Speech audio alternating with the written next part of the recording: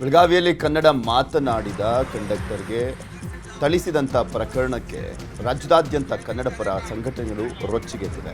ಚಿತ್ರದುರ್ಗದಲ್ಲಿ ಕರ್ನಾಟಕ ನವನಿರ್ಮಾಣ ಸೇನೆಯ ಐಮಂಗಲ ಟೋಲ್ ಬಳಿ ಮಹಾರಾಷ್ಟ್ರ ಬಸ್ ತಡೆದು ಬಸ್ ಮತ್ತು ಚಾಲಕನಿಗೆ ಮಸಿ ಬಳಿದು ಆಕ್ರೋಶವನ್ನು ವ್ಯಕ್ತಪಡಿಸಿದರು.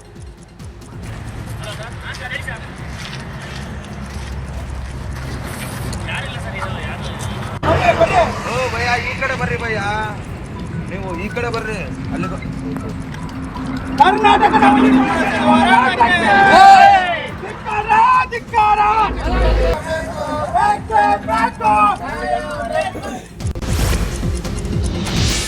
ಭಗವಂತನೇ ಬಂದರೂ ಬೆಂಗಳೂರು ಟ್ರಾಫಿಕ್ ಕಡಿಮೆ ಮಾಡೋಕೆ ಆಗಲ್ಲ ಅಂತ ಡಿಸಿಎಂ ಡಿಕೆ ಶಿವಕುಮಾರ್ ಹೇಳಿಕೆಯನ್ನು ಕೊಟ್ಟಿದ್ದಾರೆ. ನಮ್ಮ ರಸ್ತೆ 2025ರ ಕಾರ್ಯಕ್ರಮದಲ್ಲಿ ಮಾತನಾಡಿದಂಥ ಅವರು ಇನ್ನು 3-4 ವರ್ಷ ಬೆಂಗಳೂರಿನಲ್ಲಿ ಟ್ರಾಫಿಕ್ ಕಿರಿಕಿರಿ ತಪ್ಪಿಸೋಕೆ ಆಗಲ್ಲ ಎಂಬ ಹೇಳಿಕೆ ತೀವ್ರ ಟೀಕೆಗೆ ಗುರಿಯಾಗಿದೆ.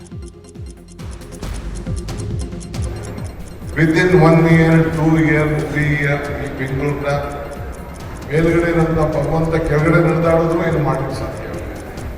ವಿದಿನ್ 1 year, 2 year, 3 year ಈ ಬೆಂಗಳೂರಿನ ಮೇಲ್ಗಡೆ ಇರೋಂಥ ಭಗವಂತ ಕೆಳಗಡೆ ನಡೆದಾಡಿದ್ರು ಏನು ಮಾಡಲಿಕ್ಕೆ ಸಾಧ್ಯ. ಅಂತ ಕಷ್ಟ ಇದೆ.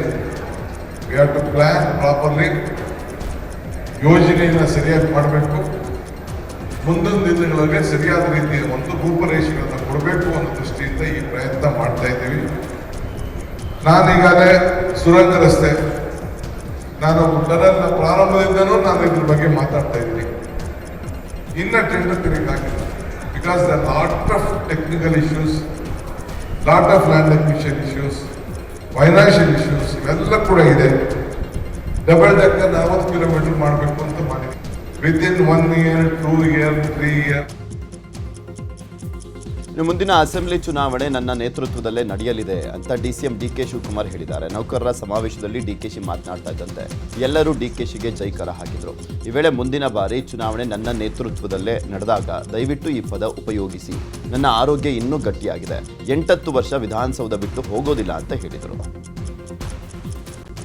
ನೋಡಪ್ಪ, ನಾನು ಎಲೆಕ್ಷನ್ ನೆಕ್ಸ್ಟ್ ಟೈಮ್ ನಾನು ನಿಂತ್ಕೊಂಡಾಗ ನನ್ನ ಲೀಡರ್ಶಿಪ್ಪಲ್ಲಿ ನಡೆದಾಗ ನೀವು ಇದನ್ನು ಪದ ಉಪಯೋಗಿಸಿ ವಾಪಸ್ ವಿಧಾನಸಭೆ ತಗೊಬನ್ನಿ.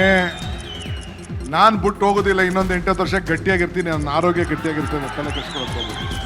ನಿಮ್ಮೆಲ್ಲ ನಮ್ಮ ನಂಬಿಕೆ. ಸ್ಟಾರ್ಟಿಂಗ್ ಏನು ಹೇಳಿದೆ? ನಂಬಿಕೆಗಿನ್ನ ದೊಡ್ಡ ಗುಣ ಇಲ್ಲ ಅಂತ ಅಂದೆ. ನನಗೆ ಯಾರ ಮೇಲೆ ನಂಬಿಕೆ? ನಿಮ್ಮ ಮೇಲೆ ನಂಬಿಕೆ. ಸೊ ಹಂಗೆ ನಿಮ್ಮನ್ನು ನಾವು 5 ವರ್ಷಕ್ಕೆ ನಾವು ಮದುವೆ ಮಾಡ್ಕೊಂಡಿಲ್ಲ, 35 ವರ್ಷಕ್ಕೆ ಮದುವೆ ಮಾಡ್ಕೊಂಡಿದ್ದೀವಿ ನಿಮ್ಮನ್ನ. ಸೊ ಡೈವರ್ಸ್ ನಿಮ್ಮನ್ನ ಮಾಡೋದಿಲ್ಲ. ನೀವು ನಾನು ಡೈವರ್ಸ್ ಮಾಡಕ್ಕೆ ಹೋಗ್ಬೇಡಿ. ನೀವು ಮಾಡ್ಕೊಳಕ್ಕೆ ಹೋಗ್ಬೇಡಿ. ಆಗ್ಬೋದಲ್ಲ? ಗ್ಯಾರಂಟಿನಾ? ಅಷ್ಟೇ. ಮಿಕ್ಕಿದ್ದು ನಿಮ್ಮ ವಿಚಾರ ನನಗಿರಲಿ, ನಮ್ಮ ವಿಚಾರ ನಿಮಗಿರಲಿ.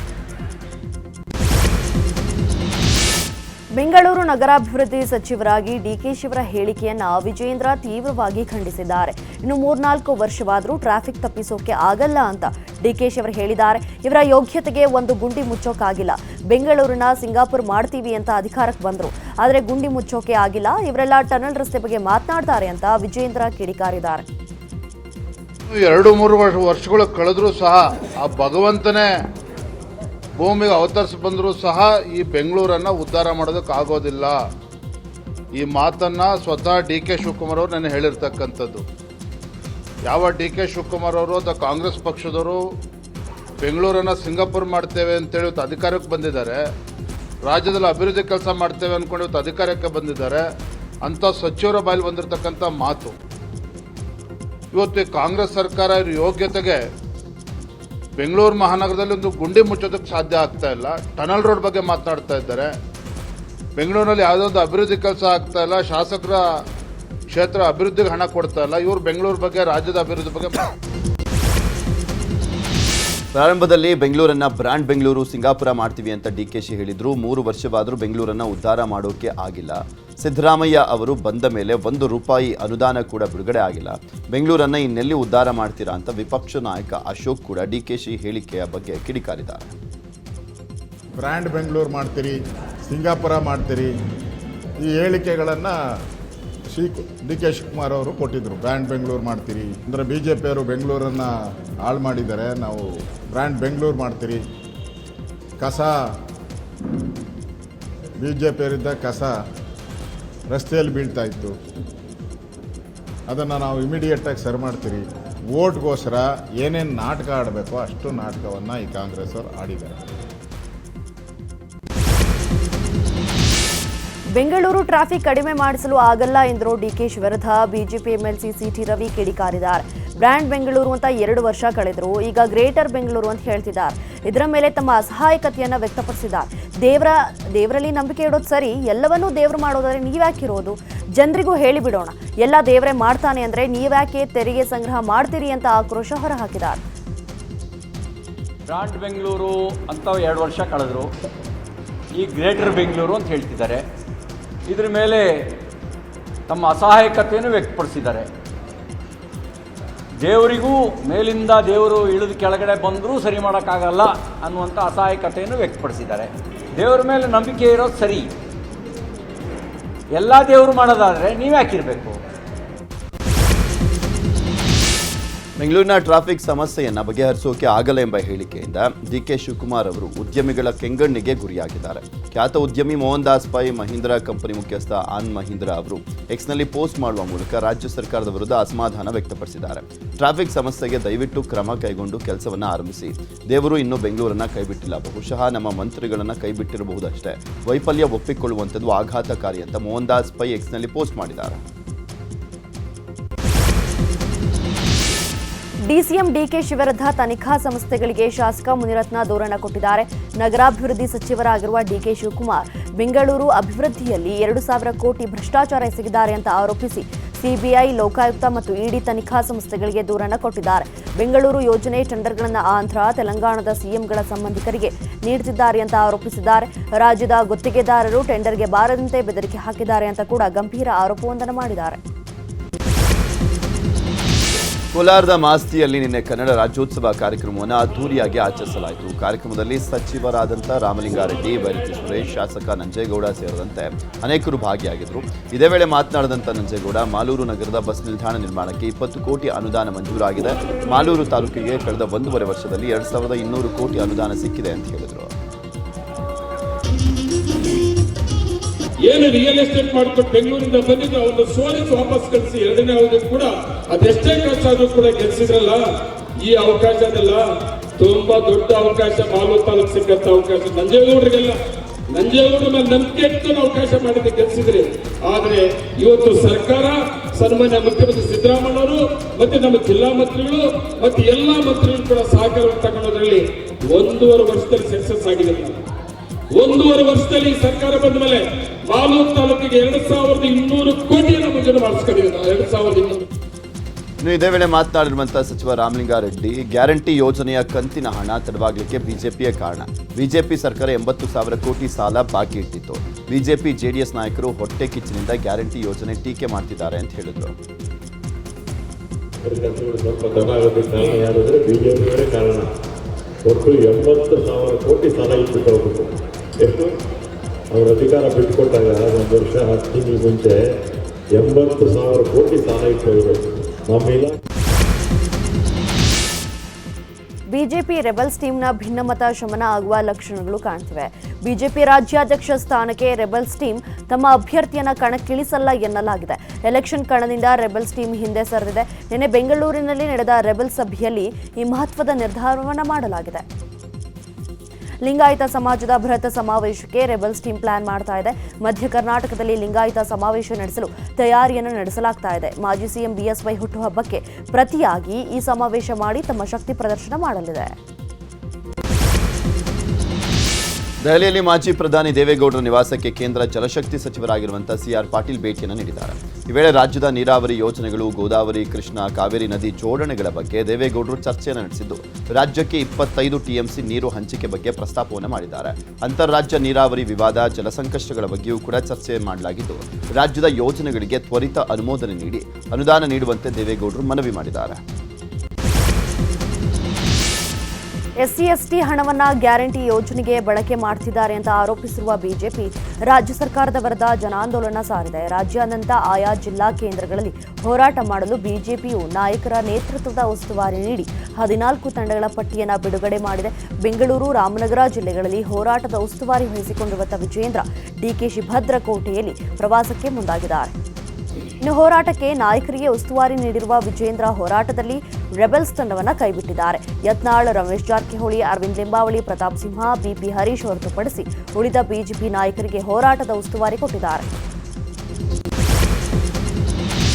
ಇಡೀ ಬೆಂಗಳೂರು ನಗರವೇ ಬೆಚ್ಚಿ ಬೀಳುವಂತ ಘಟನೆ ನಿನ್ನೆ ಕೋರಮಂಗಲದಲ್ಲಿ ನಡೆದಿದೆ. ಖಾಸಗಿ ಕಾಲೇಜು ಬಳಿ ಮಹಿಳೆ ಎಳೆದೊಯ್ದು ಸಾಮೂಹಿಕ ಅತ್ಯಾಚಾರವೆಸಗಲಾಗಿದೆ. 4 ಹೋಟೆಲ್ ಕಾರ್ಮಿಕರು ಮದ್ಯಪಾನ ಮಾಡಿ ರೂಮಿಗೆ ಎಳೆದೊಯ್ದು ಅತ್ಯಾಚಾರವನ್ನ ಎಸಗಿದ್ದ ಆರೋಪ ಕೇಳಿಬಂದಿದೆ. 4 ಆರೋಪಿಗಳನ್ನ ಪೊಲೀಸರು ಬಂಧಿಸಿ ವಿಚಾರಣೆಯನ್ನು ಮಾಡುತ್ತಿದ್ದಾರೆ. ಬೆಂಗಳೂರಿನ ಕೋರಮಂಗಲದಲ್ಲಿ ಗ್ಯಾಂಗ್ ರೇಪ್ ಪ್ರಕರಣದ ಬೆನ್ನಲ್ಲೇ ಮೈಕೋ ಲೇಔಟ್ ಠಾಣೆಯಲ್ಲಿ ಮತ್ತೊಂದು ರೇಪ್ ಕೇಸ್ ದಾಖಲಾಗಿದೆ. ಸ್ನೇಹಿತನ ಗೆಳತಿ ಮೇಲೆ ಅತ್ಯಾಚಾರ ನಡೆಸಿರುವಂತಹ ಆರೋಪ ಕೇಳಿಬಂದಿದೆ. ಪ್ರತಿಷ್ಠಿತ ಖಾಸಗಿ ಕಾಲೇಜು ವಿದ್ಯಾರ್ಥಿಯಿಂದ ಅತ್ಯಾಚಾರ ನಡೆದಿದೆಯಂತೆ. ಈ ಸಂಬಂಧ ಮೈಕೋ ಲೇಔಟ್ ಠಾಣೆಯಲ್ಲಿ ಪ್ರಕರಣ ದಾಖಲಾಗಿದ್ದು ಆರೋಪಿಯನ್ನು ವಶಕ್ಕೆ ಪಡೆದಿದ್ದಾರೆ. ಮೈಕ್ರೋ ಫೈನಾನ್ಸ್ ಕಾಟಕ್ಕೆ ಗ್ರಾಮವನ್ನೇ 4 ಕುಟುಂಬಗಳು ಬಿಟ್ಟಿರುವ ಘಟನೆ ದಾವಣಗೆರೆ ಜಿಲ್ಲೆಯ ಚನ್ನಗಿರಿ ತಾಲೂಕಿನ ಶಿವಗಂಗನಾಳದಲ್ಲಿ ನಡೆದಿದೆ. ಲಕ್ಷ್ಮಮ್ಮ, ಶಾಂತಮ್ಮ, ತಿಮ್ಮಕ್ಕ, ಸುನಂದಮ್ಮ ಕುಟುಂಬಗಳು ಫೈನಾನ್ಸ್ ಸಿಬ್ಬಂದಿ ಕಾಟ ತಾಳಲಾರದೆ ಊರನ್ನ ಬಿಟ್ಟಿದ್ದಾರೆ. ಫೈನಾನ್ಸ್ನಿಂದ 50,000, 1 ಲಕ್ಷ ಸಾಲವನ್ನು ಕುಟುಂಬಗಳು ಪಡೆದುಕೊಂಡಿದ್ವು. ದೇಶದಲ್ಲಿ ನಕಲಿ ಲೋನ್ ಆ್ಯಪ್ಗಳ ಹಾವಳಿ ಹೆಚ್ಚಾಗಿದ್ದು ಲಕ್ಷಾಂತರ ಜನರು ವಂಚನೆಗೊಳಗಾಗಿದ್ದಾರೆ. ಚೈನೀಸ್ ಲೋನ್ ಆ್ಯಪ್ಗಳ ಮೇಲೆ ನಿಗಾ ಇಟ್ಟಿದ್ದಂಥ ಕೊಚ್ಚಿ ವಲಯದ ಇಡಿ ಅಧಿಕಾರಿಗಳು ಸೈಯದ್ ಮೊಹಮ್ಮದ್ ಮತ್ತು ಟಿ.ಜಿ. ವರ್ಗೀಸ್ ಎಂಬ 2 ಆರೋಪಿಗಳನ್ನು ಬಂಧಿಸಿದ್ದಾರೆ.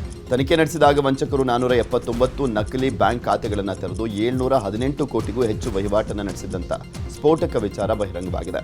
ಆರೋಪಿಗಳ ಮೇಲೆ ಮನಿ ಲ್ಯಾಂಡ್ರಿಂಗ್ ಆಕ್ಟ್ನಡಿ ಕೇಸ್ ದಾಖಲಿಸಿ ಇಡಿ ತನಿಖೆ ಮುಂದುವರೆಸಿದೆ. ಕುದುರೆ ಜಾಕಿಗಳನ್ನು ಟಾರ್ಗೆಟ್ ಮಾಡಿ ಹಣ ವಂಚನೆ ಮಾಡ್ತಾ ಇದ್ದಂಥ ದಂಪತಿಯನ್ನು ಆಗ್ನೇಯ ಸೈಬರ್ ಕ್ರೈಮ್ ಪೊಲೀಸರು ಅರೆಸ್ಟ್ ಮಾಡಿದ್ದಾರೆ. ಬೆಂಗಳೂರು ತಿಲಕ ನಗರದ ಸಕ್ಲೇನ್ ಸುಲ್ತಾನ್, ನಿಖಾತ್ ಸುಲ್ತಾನ್ ಅನ್ನೋರನ್ನು ಬಂಧಿಸಲಾಗಿದೆ. ಕುದುರೆ ಓಡಿಸುವ ಜಾಕಿಗಳಿಗೆ ವಿದೇಶದಲ್ಲಿ ಬೇಡಿಕೆ ಅಂತ ನಂಬಿಸಿ ದಂಪತಿ ಹಣವನ್ನು ವಂಚನೆ ಮಾಡ್ತಾ ಇದ್ರು. ಸದ್ಯ ಬಂಧಿತರಿಂದ 66 ಲಕ್ಷ ನಗದು, 24 ಗ್ರಾಂ ಚಿನ್ನ, 2 ಕಾರು, 2 ಬೈಕ್ಗಳನ್ನು ಜಪ್ತಿ ಮಾಡಲಾಗಿದೆ.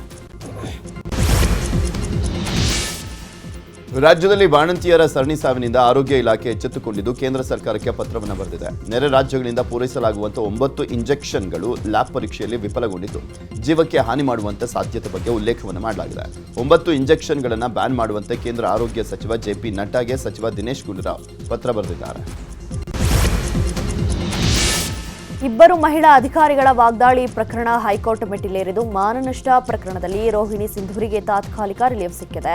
ಡಿ. ರೂಪಾ ಮೌದ್ಗಿಲ್ ದಾಖಲಿಸಿದಂತಹ ಕೇಸ್ ವಿಚಾರಣೆಗೆ ಕೋರ್ಟ್ ಮಾರ್ಚ್ 12ರವರೆಗೆ ತಡೆಯಾಜ್ಞೆ ಕೊಟ್ಟಿದೆ. 2 ಅಧಿಕಾರಿಗಳು ರಾಜಿ ಸಂಧಾನಕ್ಕೆ ಪ್ರಯತ್ನಿಸುವಂತೆ ನ್ಯಾಯಮೂರ್ತಿ ಮೊಹಮ್ಮದ್ ನವಾಜ್ ಸಲಹೆ ಕೊಟ್ಟಿದ್ದಾರೆ.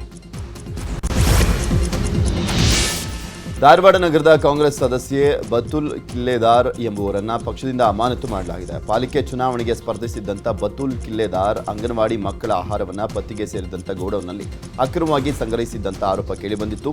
ಈ ಹಿನ್ನೆಲೆಯಲ್ಲಿ ಪಕ್ಷದಿಂದ ಅಮಾನತುಗೊಳಿಸಿ ಧಾರವಾಡ ನಗರ ಕಾಂಗ್ರೆಸ್ ಅಧ್ಯಕ್ಷ ಅಲ್ತಾಫ್ ಹಳ್ಳೂರ ಆದೇಶಿಸಿದ್ದಾರೆ. ಫೋನ್ಪೇ ಮೂಲಕ ಲಂಚ ಪಡೆದಿದ್ದಂಥ ಲೇಡಿ ಇನ್ಸ್ಪೆಕ್ಟರ್ ಲೋಕಾಯುಕ್ತ ಬಲೆಗೆ ಬಿದ್ದಿದ್ದಾರೆ. ಡಿಸಿಆರ್ಬಿ ಪೊಲೀಸ್ ಇನ್ಸ್ಪೆಕ್ಟರ್ ಗೀತಾ ಲೋಕಾಯುಕ್ತ ಬಲೆಗೆ ಬಿದ್ದಂಥ ಅಧಿಕಾರಿ ಸ್ಲಂ ಬೋರ್ಡ್ನಲ್ಲಿ ಮನೆ ಪಡೆಯಲಿಕ್ಕೆ ಜಾತಿ ಪ್ರಮಾಣ ಪತ್ರ ಪಡೆಯೋಕೆ ಲೋಕೇಶ್ ಎಂಬುವರು ಅರ್ಜಿಯನ್ನು ಹಾಕಿದ್ರು. ಈ ವೇಳೆ ದಾಖಲೆ ನೀಡಲಿಕ್ಕೆ ಇನ್ಸ್ಪೆಕ್ಟರ್ ಗೀತಾ 25,000 ಹಣವನ್ನು ಬೇಡಿಕೆ ಇಟ್ಟಿದ್ರು. ಮುಂಗಡವಾಗಿ 10,000 ಹಣವನ್ನು ಫೋನ್ಪೇ ಮೂಲಕ ಮಾಡಿಸಿಕೊಂಡಿದ್ರು. ಲಂಚ ಪಡೆದ ಸಂಬಂಧ ಲೋಕಾಯುಕ್ತ ಅಧಿಕಾರಿಗಳಿಗೆ ಲೋಕೇಶ್ ದೂರನ್ನು ಕೊಟ್ಟಿದ್ರು. ದೂರು ಆಧರಿಸಿ ಡಿಸಿಆರ್ಬಿ ಇನ್ಸ್ಪೆಕ್ಟರ್ ಅನ್ನು ಲೋಕಾಯುಕ್ತ ಪೊಲೀಸರು ಬಂಧಿಸಿದ್ದಾರೆ. ಕೋಲಾರ ಜಿಲ್ಲೆ ಮಾಲೂರು ತಾಲೂಕಿನ ಮಾಸ್ತಿ ಗ್ರಾಮದಲ್ಲಿ ಬಸ್ ನಿಲ್ದಾಣ ಉದ್ಘಾಟನೆ ಮಾಡಲಾಗಿದೆ. ಗ್ರಾಮ ಪಂಚಾಯಿತಿ ವತಿಯಿಂದ ನಿರ್ಮಿಸಿರುವಂತಹ 2.5 ಕೋಟಿ ವೆಚ್ಚದ ಬಸ್ ನಿಲ್ದಾಣವನ್ನು ಸಾರಿಗೆ ಸಚಿವ ರಾಮಲಿಂಗಾರೆಡ್ಡಿ, ಉಸ್ತುವಾರಿ ಭೈರತಿ ಸುರೇಶ್ ಉದ್ಘಾಟನೆ ಮಾಡಿದ್ದಾರೆ. ಇನ್ನು ನಿಲ್ದಾಣದಲ್ಲಿ ಪ್ರತಿಷ್ಠಾಪಿಸಿದಂತಹ ಪುನೀತ್ ರಾಜ್ಕುಮಾರ್ ಪುತ್ಥಳಿಯನ್ನ ಡಾಕ್ಟರ್ ರಾಜ್ಕುಮಾರ್ ಹಿರಿಯ ಪುತ್ರಿ ಲಕ್ಷ್ಮಮ್ಮ ಅನಾವರಣಗೊಳಿಸಿದ್ದಾರೆ. ಕೊಟ್ಟೂರಿನಲ್ಲಿ ಐತಿಹಾಸಿಕ ಪ್ರಸಿದ್ಧ ಗುರುಕೊಟ್ಟೇಶ್ವರ ಜಾತ್ರಾ ಮಹೋತ್ಸವ ನಡೀತಾ ಇದ್ದು ಸಾವಿರಾರು ಭಕ್ತರು ಜಾತ್ರೆಗೆ ಆಗಮಿಸ್ತಾ ಇದ್ದಾರೆ. ಇನ್ನು ಮುಂದಿನ ಚುನಾವಣೆಗೆ ಕೂಡ್ಲಿಗಿಯಿಂದಲೇ ಸ್ಪರ್ಧಿಸುವುದಾಗಿ ಘೋಷಿಸುವಂಥ ಶ್ರೀರಾಮುಲು ಫುಲ್ ಆಕ್ಟಿವ್ ಆಗಿದ್ದು ಕೊಟ್ಟೂರು ಜಾತ್ರೆಗೆ 21 ಕಿಲೋಮೀಟರ್ ಪಾದಯಾತ್ರೆ ಮಾಡಿದ್ದು ಬಿಜೆಪಿ ಮುಖಂಡರು ಸಾಥ್ ನೀಡಿದ್ದಾರೆ. ಇಂದು ಬೆಳಗ್ಗೆ 9 ಗಂಟೆ ವೇಳೆಗೆ ಶ್ರೀರಾಮುಲು ಕೊಟ್ಟೂರಿಗೆ ತಲುಪಲಿದ್ದಾರೆ. ಭಾರತದಲ್ಲಿ ಮತದಾನ ಪ್ರಕ್ರಿಯೆಗೆ ನೆರವಾಗಲು ಅಮೆರಿಕದ ಹಿಂದಿನ ಸರ್ಕಾರಗಳು USAID ಯೋಜನೆ ಅಡಿ ನೀಡ್ತಿದ್ದಂತಹ ನಿಧಿಯ ಬಗ್ಗೆ ಟ್ರಂಪ್ ಬಾಂಬ್ ಸಿಡಿಸಿದ್ದಾರೆ. ಭಾರತದಲ್ಲಿ ಮತದಾನ ಪ್ರಕ್ರಿಯೆ ನಡೆಸಲು ಅಮೆರಿಕ ಏಕೆ $21 ಮಿಲಿಯನ್ ಕೊಡಬೇಕು, ಬಹುಶಃ ಅಲ್ಲಿನ ಬೇರೆಯವರನ್ನ ಆಯ್ಕೆ ಮಾಡಲು ಬಯಸ್ತಿರಬಹುದು ಅಂತ ಹೇಳಿರೋದು ವಿಶ್ವದಲ್ಲಿ ದೊಡ್ಡ ಚರ್ಚೆ ಆಗ್ತಾ ಇದೆ. ಭಾರತದ ಚುನಾವಣೆಗಳಲ್ಲಿ ವಿದೇಶ ಹಸ್ತಕ್ಷೇಪದ ಕುರಿತು ಅಮೆರಿಕ ಅಧ್ಯಕ್ಷ ಟ್ರಂಪ್ ಹೇಳಿಕೆಗೆ ಭಾರತದ ವಿದೇಶಾಂಗ ಪ್ರತಿಕ್ರಿಯಿಸಿದ್ದು, ಇದು ಅತ್ಯಂತ ಅಪಾಯಕಾರಿ ಹಾಗೂ ಕಳವಳಕಾರಿ ಬೆಳವಣಿಗೆ. ಭಾರತದ ಆಂತರಿಕ ವ್ಯವಹಾರಗಳಲ್ಲಿ ವಿದೇಶಿ ಹಸ್ತಕ್ಷೇಪ ಬಿಂಬಿಸುವಂತಹ ಆರೋಪಗಳ ಬಗ್ಗೆ ತನಿಖೆ ನಡೆಸುತ್ತಿರುವುದಾಗಿ ಸ್ಪಷ್ಟನೆ ಕೊಟ್ಟಿದೆ. ತಮ್ಮನ್ನ ಭಾಟಿಯ ಲೀಡ್ ರೋಲ್ನಲ್ಲಿ ನಟಿಸಿರುವಂತಹ ಒಡೆಲಾ 2 ಬಗ್ಗೆ ಸಿಕ್ಕಾಪಟ್ಟೆ ಕುತೂಹಲ ಇದೆ. ಸದ್ಯ ಈ ಚಿತ್ರದ ಟೀಸರ್ ರಿಲೀಸ್ಗೆ ಮುಹೂರ್ತ ಫಿಕ್ಸ್ ಆಗಿದೆ. ಕುಂಭಮೇಳದಲ್ಲಿ ಇಂದು ಒಡೆಲಾ 2 ಟೀಸರ್ ರಿಲೀಸ್ ಆಗಲಿದೆ. ಅದಾಗೆ ನಮ್ಮ ಕನ್ನಡಿಗ ವಸಿಷ್ಠ ಸಿಂಹ ಸಹ ಪ್ರಮುಖ ಪಾತ್ರದಲ್ಲಿ ನಟಿಸಿದ್ದಾರೆ. ಬಾಹುಬಲಿ ಪ್ರಭಾಸ್ ನಟನೆಯಲ್ಲಿ ಸ್ಪಿರಿಟ್ ಎಂಬ ಸಿನಿಮಾ ಅನೌನ್ಸ್ ಆಗಿದೆ. ಅನಿಮಲ್ ಖ್ಯಾತಿಯ ಸಂದೀಪ್ ರೆಡ್ಡಿ ವಂಗಾ ಆಕ್ಷನ್ ಕಟ್ ಹೇಳ್ತಿದ್ದಾರೆ. ಸದ್ಯ ಈ ಚಿತ್ರಕ್ಕಾಗಿ ಪ್ರಭಾಸ್ ಬಾಡಿ ಟೋನ್ ಮಾಡ್ಕೋತಿದ್ದಾರಂತೆ. ಅದಕ್ಕಾಗಿ ಜಿಮ್ನಲ್ಲಿ ಭರ್ಜರಿ ಕಸರತ್ ಮಾಡ್ತಿದ್ದಾರೆ ಎನ್ನಲಾಗ್ತಾ ಇದೆ.